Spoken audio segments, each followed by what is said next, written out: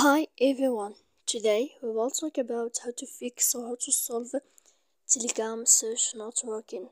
To know how to fix or how to solve Telegram search not working, you should just go to settings like this. You will click. After that, in this page you will go to apps, default apps, app settings.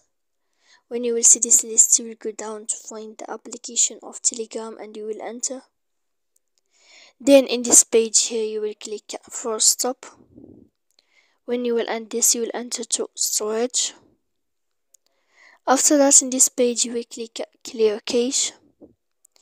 Then you will go to click manage storage, and after all that you can turn off your Wi-Fi. So please don't forget to support us by like and subscribe.